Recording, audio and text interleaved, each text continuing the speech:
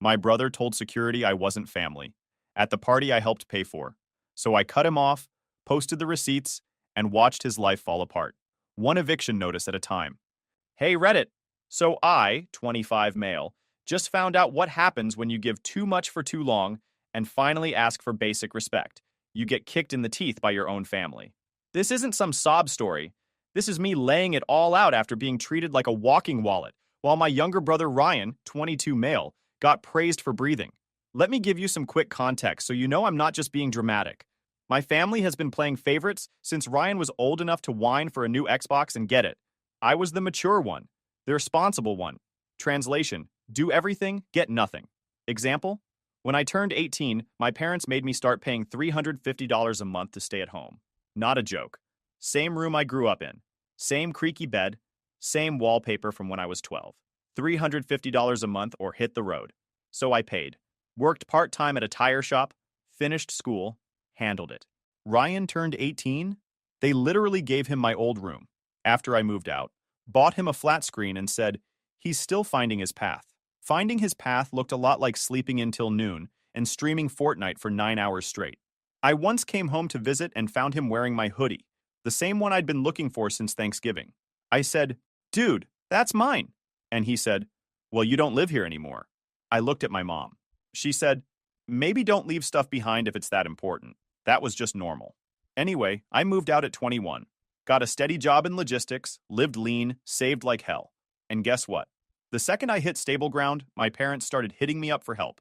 Groceries, power bill, help covering car repairs. Ryan's been having a hard time. I'd get this guilt trip call from my mom about how we've always supported you, now it's your turn to help us. And I did. Like an idiot, I did. I set up monthly auto deposits to cover Ryan's rent, $750 a month, for 3 years. On top of that, every college semester I chipped in $3,000+ for books and tuition. Never asked for payback. Never held it over anyone. Not once. I really thought I was doing something good. Something that mattered. Then I found out about the graduation party. It started with a photo dump in the family group chat. Long tables, balloons. A big sheet cake that said, "You did it, Ryan," in gold lettering. Someone even rented a party tent. No invite, no message, just pictures. No mention of the guy paying the bills. So I texted my mom. Me. Where's the party? Her. Brook Hill. Same place where we had Uncle Mike's anniversary. No apology. No. Oops. Sorry. Forgot to tell you. Just cold info. At first, I told myself maybe it was a mistake. Maybe they assumed I was working or busy. I figured I'd show up, surprise them, and it'd be fine. I put on a clean shirt, jeans with no holes, drove 45 minutes to Brook Hill, and pulled up to a house with 10 cars out front. Uncle Joe's SUV, Cousin Leo's Civic, Dad's truck. Everyone was there, except me. I walked up the driveway and instantly got stopped by 2 rent-a-guard types. "This is a private event," one said. "I'm his brother," I replied. Guy looked me up and down like I just climbed out of a sewer. The other guy asked for my name, walked off, and came back with Ryan, my mom, and my dad. Ryan looked like he stepped out of a cologne ad. Flashy shirt, slicked hair, gold chain, holding his phone like I was wasting his time. He glanced at me and said, "He doesn't belong here." Dead serious. I laughed, thought he was joking. Then my dad chimed in. "You actually showed up? After everything you've said?" I blinked. "I haven't said anything." My mom tried to smooth it over. "Louis, we just wanted today to be peaceful. No problems." I stared at them. "I pay his rent. I cover his tuition. And I'm the problem?" Ryan scoffed. "You didn't do that for me. You just wanted to make yourself feel important." I looked him dead in the eyes. "Then you're welcome." And I turned around and left. My dad called after me. "Maybe you should have asked if you were invited." I drove home without stopping. No gas, no drive-through, nothing. Walked into my apartment, kicked my shoes off, sat on my crappy old futon, and stared at the wall. Then I picked up my phone and typed one message. "Starting next month, you'll need to cover your own rent. Best of luck." Sent it. Didn't even wait for a response. 2 hours later, someone knocked. It was Ryan. Still wearing the same clothes from the party, eyes puffy, looked like he hadn't slept. "Please don't do this," he said. "I can't afford it. You know I can't." I didn't say a word. Just stood there. Silent. For once in my life, I let him squirm. So yeah, Ryan standing in my doorway with puffy eyes, still in his little party outfit, like he hadn't changed since he got crowned king of the backyard barbecue. Please don't do this, he said again. I can't afford it. You know I can't. Right. Like that ever stopped him from ordering $17 chicken wings at 2 a.m. I didn't move. Just leaned against the doorframe and stared at him. I'd spent years helping this dude stay afloat while he treated me like background noise. I wasn't in a hurry to throw him another lifeline. He cleared his throat. You could have at least warned me. I woke up to my rent app saying payment failed. Yeah, that was the point. I let the silence drag just long enough to make him uncomfortable. Then he did what Ryan always does when things don't go his way. He tried to talk his way out of it. It's been a rough year, man. Exams, clinic hours. I barely sleep. Yeah, I cut in.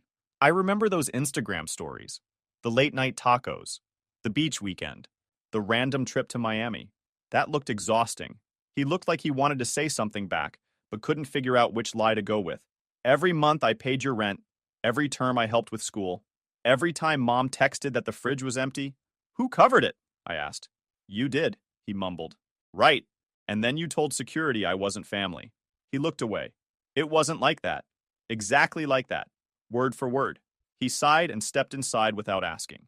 Sat on my couch like he owned the place. Same way he used to barge into my room back when we were teens, and I'd have to hide my stuff to keep it from disappearing. You live like this? He said, scanning my apartment like it was a museum exhibit for broke people. I raised an eyebrow. Yeah, this is what paying your own bills looks like. No comment. He rubbed his face. I just don't get why you're cutting me off now. You don't? I asked. You stood there while I got publicly humiliated at your party, and you let it happen. He opened his mouth, but I kept going. You never once told our parents to stop treating me like garbage. You let me pay your rent for 3 years and still called me a jealous loser in front of your friends. He went quiet, probably the first time in years. I could have ended it there, but I had one more thing to ask. Why weren't Grandma and Grandpa at the party? His face twitched. They weren't invited. By who? He hesitated. Mom didn't want them coming. Why? She said they always bring up old stuff. Grandpa talks too much. Grandma's too opinionated. You mean the man who gave Dad the down payment on the house? And the woman who helped raise both of you while Mom went back to school? He looked down. You didn't stop her, I said. I didn't agree either. That's not the same. He stood up like that was his cue to leave. Whatever, man. You've made your decision. Guess I'll figure it out. Yeah, I said. You will. He left without another word. An hour later, my phone buzzed. Voicemail. Hey, sweetheart, it's Grandma. We heard what happened. We weren't invited either. Your brother said some nasty things. Just know we're proud of you. We'll stop by tomorrow morning. I'm bringing coffee. I actually smiled. First time all week. Next day, 10:45 a.m. sharp, I see the silver Civic pull up. Grandma gets out in her floral top, holding a pink box like it's sacred. Grandpa's wearing his crusty old army hat, the one that drives Dad nuts. They walk in like they've been coming over forever. You don't owe them anything, Grandma says. You've done more than enough. Grandpa grunts. You're the only one in that family who ever did something real. We sit, eat muffins, drink coffee. No drama, no backhanded jabs. Just a quiet morning that felt more like family than the last 10 years combined. After they leave, I sit on the edge of my bed, holding the still warm cup, and feel something shift. Not anger, not revenge, just clarity. I'm done waiting for these people to respect me. I'm not asking anymore. At noon, I called my dad. He answers like he's thrilled to hear from me. Hey son, everything good? Grandma and Grandpa stopped by, brought muffins. Silence. They weren't at the party, I add. Yeah, well, there wasn't enough space. You know how Grandpa gets. I know exactly how he gets. He shows up. He tries to pivot. Anyway, everything okay? Just wanted to say, starting now, I'm done paying Ryan's stuff. No rent, no tuition, nothing. Another pause. Then, the voice change. That fake soft guilt trip tone. Louis, you're not struggling, right? No house, no kids? You've always been smart with money. So, because I didn't screw my life up, I'm supposed to fund the one who did? That's not what I'm saying. It's what you meant. We just wanted to give him a chance. I gave him one. For 3 years. You all just laughed while he told me I wasn't welcome. He doesn't say anything. I'll let Mom know myself, I add. Just figured I'd give you the heads up. Then I hung up. I thought that was it. But 20 minutes later, someone else knocked. It wasn't Ryan. It was Olivia, my cousin, holding a cheap plastic Tupperware and avoiding eye contact. Can I come in? She asked. She didn't wait for an answer. She sat down, looked around like she was touring a shelter, and said, I didn't know they were going to do that to you. When Ryan said that crap, I laughed. Not because I believed it. Just, I didn't know what else to do. I didn't respond. I'm moving out, she added. Told Aunt Karen I'm done with the family circus. Got accepted into a graduate program in Vermont. That caught me off guard. Olivia was always the one who played nice. The quiet cousin. Never stood up to anyone. Then she pulled out her phone. I'm still in one of Ryan's group chats. He doesn't know. She handed me her screen. I read it. Told y'all he'd show up. Guy still thinks he's one of us. Pays my bills and gets treated like a dog, LOL. I gave the phone back. No rage, no shock, just confirmation. I'm telling you this because people need to know who they're defending, she said. I nodded. Thanks. Then I opened the family group chat, dropped the screenshot with no caption, no explanation, just raw proof of what I'd been putting up with. Let them choke on it. The family group chat went dead after I dropped the screenshot. Not a single reply for almost 15 minutes. Then Aunt Martha quietly left the chat. No goodbye. No emoji. Just gone. Olivia texted me directly, holy crap. I didn't reply. 5 more minutes passed. Then Uncle Wes posted a thumbs up emoji. Nothing else. Mom read the message and didn't respond. Dad didn't even open it. Ryan went silent. Nobody defended him. Nobody defended me either. Aunt Karen messaged me separately. Maybe this wasn't the best way to handle things. I sent back one line. Neither was letting him trash me while I paid his rent. 10 minutes later, I heard car doors outside. My parents' truck pulled into my lot. Both of them stepped out. Dad wore his usual work jeans. Mom carried a paper bag. They didn't knock right away. Then they did. I opened the door. We need to talk, Dad said. They stepped in. Looked around like they'd never seen my place. Same couch, same space heater, same cracked kitchen tiles. Mom handed me the bag. Brought you lunch. I set it on the table without touching it. Dad sat down. You embarrassed your brother, he said. You embarrassed yourself, I replied. He's hurt, Mom said. So was I. You exposed him. I repeated what he wrote. He was venting, Dad said. I was funding him. They didn't argue with that. They just sat there. We can't afford to cover his rent, Mom said. Then he should move back home. He says it's toxic there, she added. I didn't respond. Dad leaned forward. We're not asking for much. Just help until he finds a job. He had a job, I said. He quit. He said it was stressful. So's working 50 hours and getting insulted for it. They didn't look up. Fine, Dad said. How about a loan? No. We'll pay it back. You already used that line 3 years ago. They stood up. After all we did for you, Mom said. Yeah, I answered. I remember the rent bill when I turned 18. They left without another word. That night, Olivia sent me another screenshot. Ryan had started a new group chat. He's overreacting. He always wanted to be the victim. Let him post all he wants. Nobody cares. The new chat had half the cousins in it. A few had already left the main family thread. Olivia posted the screenshot into the main chat. Nobody responded. The next day, Ryan messaged me directly. Hope you're happy. You ruined everything. I didn't reply. That afternoon, Grandma called. Your parents called us. Said you're cutting them off. I'm cutting the money off, I said. You're allowed to. They want me to apologize. You won't. I'm not. Good. Later, Grandpa called. He told me to check my mailbox. Inside was a sealed envelope with 2 $50 bills and a short note. For every birthday we weren't invited to, from someone who remembers all of them. The next day, Dad called again. I spoke with your uncle. He said you showed him the screenshot. He was in the chat. He saw it himself. You made this public. He made it public when he sent it to 10 people. Dad hung up. 3 days passed. Ryan's apartment posted an eviction notice. Olivia sent me a picture of it taped to his door. I got a call from Aunt Karen that night. He needs help. He needs to fix it himself. He's your brother. He's not my problem. She hung up too. The next morning, my landlord knocked. Said someone had called pretending to be me, asking about my lease. I asked who. He said, some guy named Ryan. I filed a police report.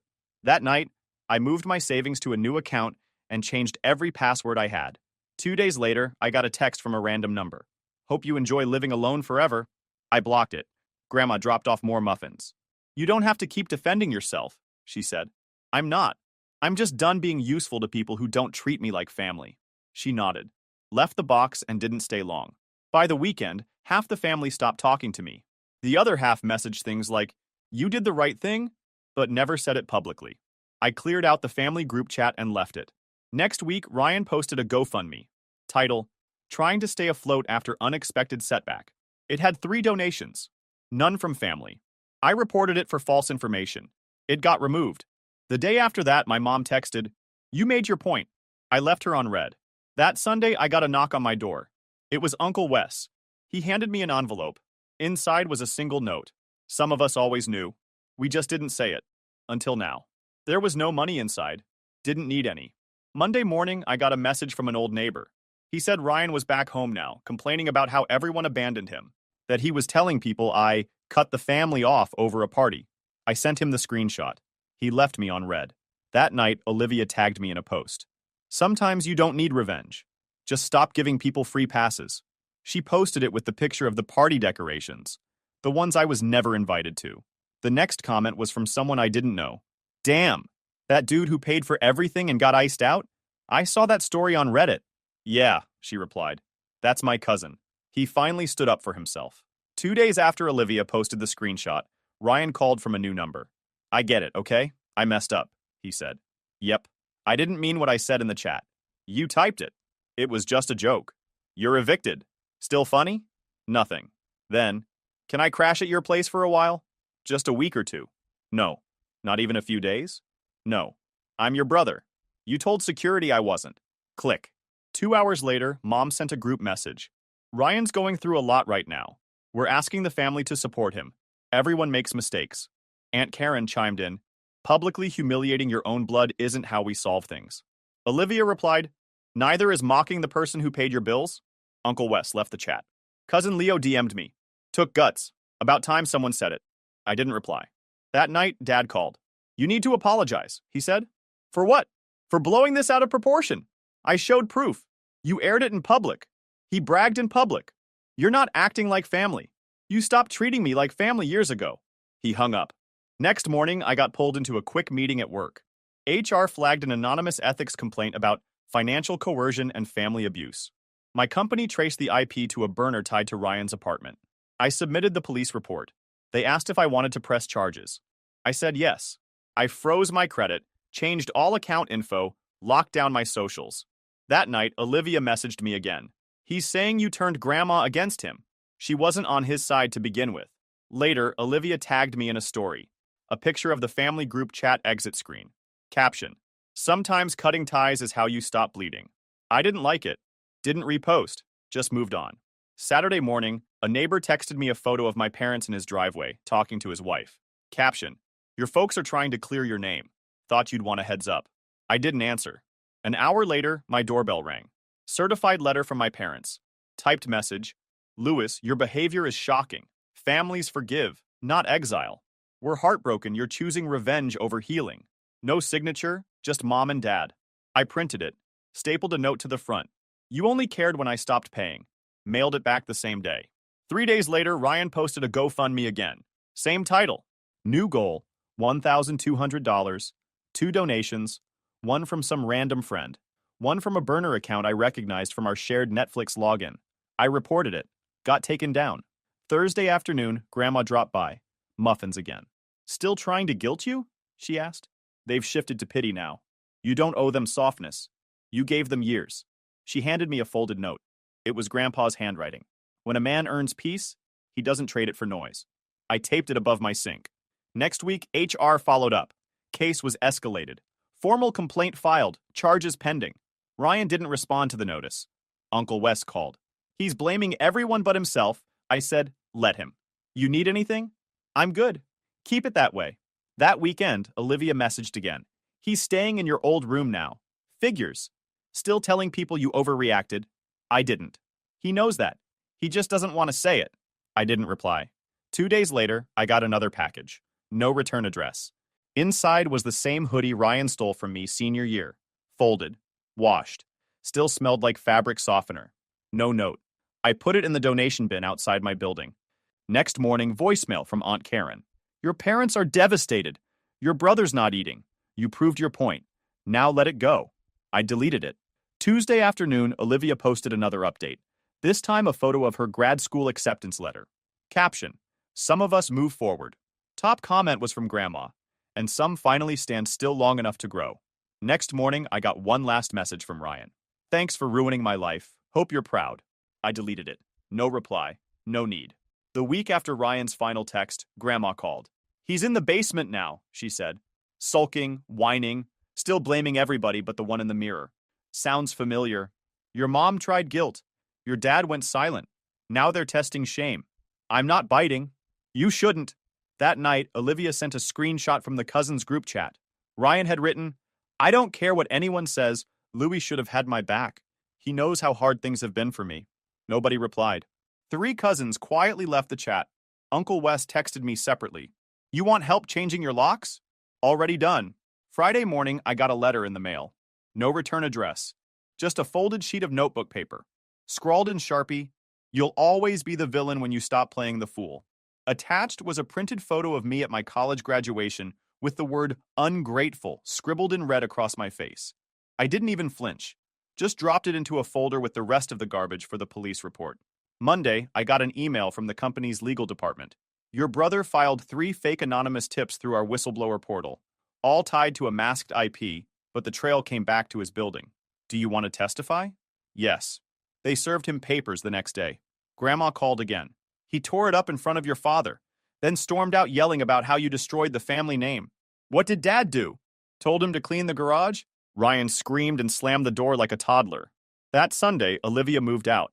No drama, just loaded her car and left. Before she drove off, she left a note on the fridge that said, Thanks for showing me that self-respect isn't betrayal.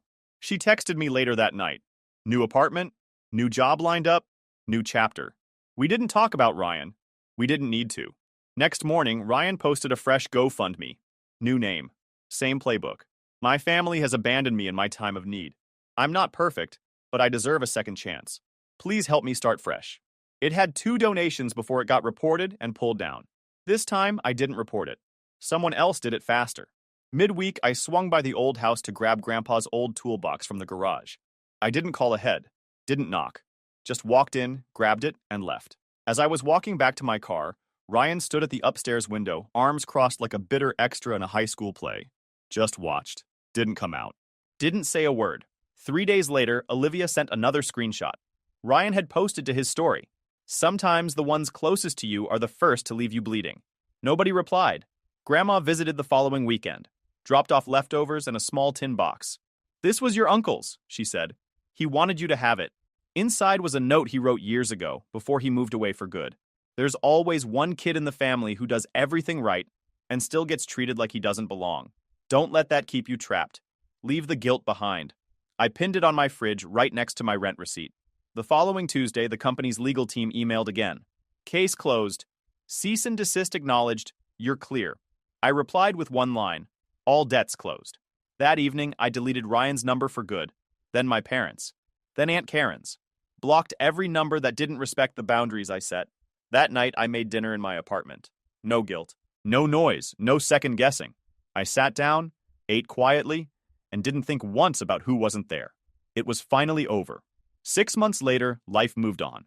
Fast. The raise came in first, then the promotion. I moved into a better place, closer to the city, quieter, without the constant echo of guilt in the walls. I didn't announce it. No photos, no status updates, just keys, boxes, and peace. Grandma knew, though.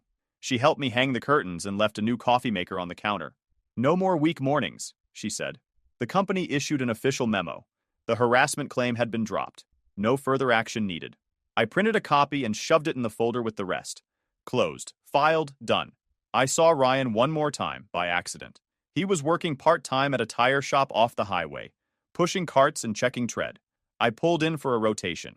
He didn't recognize the car. As I was paying, he walked out with a stack of receipts in his hand, saw me, and froze. I didn't wave. Didn't nod. Just took the keys and left. An hour later, Olivia texted me. He said you looked smug. Wasn't. Good. She got accepted into her graduate program in Texas. Full scholarship. Said she's staying with an old friend until she finds her own place. You're the only reason I didn't become one of them, she told me. You did that yourself. Nah. You lit the fuse. My parents tried to call again in January. New numbers. No voicemails. Just the silent spam of desperation. Uncle Wes sent one final message. They're saying you abandoned family. I didn't. I escaped.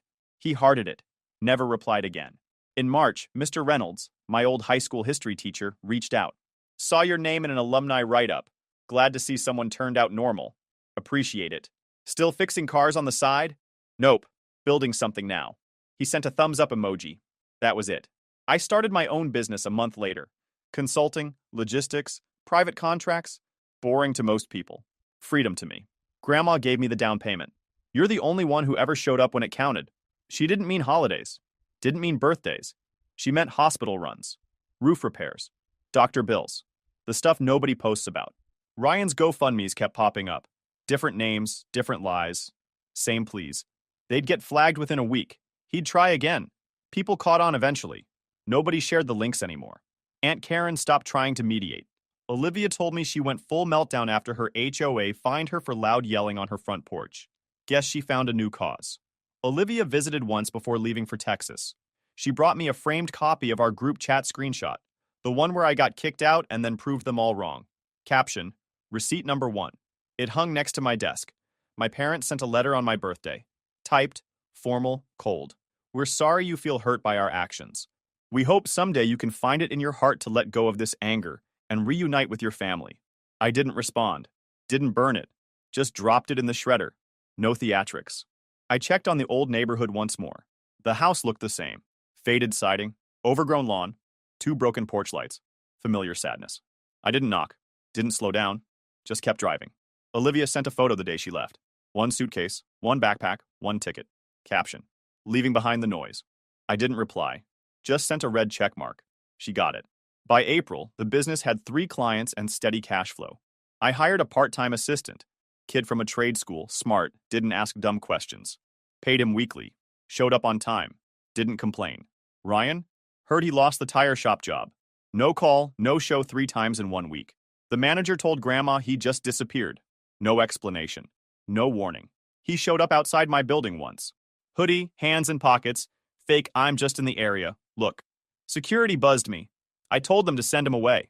He left without saying anything. Olivia sent a final update from Texas. Settled. Class is hard. Freedom better. I replied, solid. Don't look back. She sent a photo of her front door. Simple, quiet, clean. No drama on the porch. No yelling behind the walls. In June, my company hit its first milestone. Broke even. All bills paid. No debt. No favors owed. I celebrated by replacing the old couch. The one I slept on after working double shifts to pay my parents' rent. New one's bigger. Comfier. Mine. I didn't post about it. Didn't send photos. Just sat down and turned the volume up. Last I heard, Ryan moved in with some friend of a friend. Crashed on their couch. No job. No plan. Still blaming everyone but the guy in the mirror. And my parents? They're still telling anyone who listens that I changed. They're right. I changed the locks. Changed the number. Changed my priorities. That's what happens when you stop letting people drain you. You get lighter. And they get louder. But noise never built anything. Work did. 6 months later, things had shifted. Not in some cheesy, look how far I've come kind of way. Just real change. Quiet, steady, the kind you don't post about because you're too busy living it. The raise came through. Then a promotion. I moved into a better apartment closer to the city. No roommates, no noise, no guilt humming through the walls. I didn't tell anybody. No Instagram tour, no announcement. Just keys, boxes, and silence. Grandma found out because she always does. She helped hang the curtains and left a new coffee machine on the counter. No more weak mornings, she said, patting the thing like it was sacred. I got an official company memo. The harassment complaint Ryan filed was dropped. No evidence. All ties traced back to his IP. I printed a copy, filed it in a folder labeled stupid, and forgot about it. I saw him again by accident of all places. Tire shop off the highway. He was pushing carts, looked like he hadn't slept in a week. I needed a tire rotation. He didn't recognize my car at first. When he finally saw me through the glass, he froze. Didn't wave, didn't speak. Just stood there with that same fake tough guy face he used to make when we were kids, and he got caught lying. I paid, took the receipt, left. Olivia texted me an hour later. He said you looked smug. Wasn't, I replied. Good. She got into grad school in Texas. Full scholarship. Staying with a friend until she finds a place. She said, you're the reason I didn't become one of them. I told her, you chose that yourself. Nah, you lit the fuse. My parents tried calling again in January. New numbers. No voicemails. Just desperate silence that smelled like guilt. Uncle Wes sent one final message. They're saying you abandoned family. I didn't. I escaped, I replied. He hearted it. Never texted again. Reynolds, my old high school teacher, emailed me. Saw your name in an alumni write-up. Glad someone turned out normal. Appreciate it, I said. Still fixing cars? Nope. Building something now. He sent back a thumbs-up emoji. That was it. I started my own business the next month. Logistics, contracts, consulting. Boring to most. But it was mine. Grandma fronted the down payment. You're the only one who ever showed up, she said. She didn't mean birthdays. She meant hospital visits. Doctor bills, roof repairs, real stuff. Ryan's GoFundMes kept popping up. New names, same lies. They'd get flagged within a week. Someone would report them before I even saw them. People were catching on. Aunt Karen finally gave up pretending to be neutral. Olivia told me she melted down when her HOA fined her for yelling on the porch. Olivia stopped responding to her. Before leaving for Texas, Olivia dropped by. Brought a framed copy of the group chat screenshot, the one where Ryan bragged about me being a dog on a leash. She'd captioned it, Receipt number 1. It hung next to my desk. My birthday came. My parents sent a typed letter. We're sorry you feel hurt by our actions. We hope someday you can let go of this anger and reunite with your family. I didn't burn it. Didn't read it twice, just shredded it. No drama. I swung by the old neighborhood once to grab Grandpa's toolbox from the garage. Didn't call ahead, didn't knock. Just walked in, grabbed it, and left. As I walked back to my car, Ryan stood at the window upstairs, arms folded like a dollar store Bond villain. Didn't come outside, didn't speak, just watched. 3 days later, Olivia sent another screenshot. Ryan posted to his story. Sometimes the ones closest to you are the first to leave you bleeding. Nobody replied. Grandma stopped by again. Left leftovers in a small tin box. This was your uncle's. He wanted you to have it. Or inside was a handwritten note. There's always one kid who does everything right and still gets treated like an outsider. Don't let that keep you stuck. Leave the guilt behind. I taped it to the fridge next to my rent receipt. The irony didn't miss me. Later that week, legal emailed me. Case closed. Cease and desist acknowledged. You're clear. I replied, all debts closed. Then I deleted Ryan's number, then my parents', then Aunt Karen's. Blocked everyone who crossed a line. No second warnings. I made dinner that night in peace. Ate in silence, no anxiety, no rage, just quiet. That was new. 6 months passed. Clients stacked up. Revenue steady. I replaced the old couch. The one I'd slept on when I was paying rent at 18. The new one was bigger. Comfier. Mine. Didn't post a picture. Didn't send a snap. Just sat down on it, leaned back, and turned the volume up. Last I heard, Ryan moved in with some random friend. Couch surfing. No job. Still pointing fingers. Still. My parents? Still telling anyone who'd listen that I changed. And they're right. I changed the locks. Changed the number. Changed the damn rules.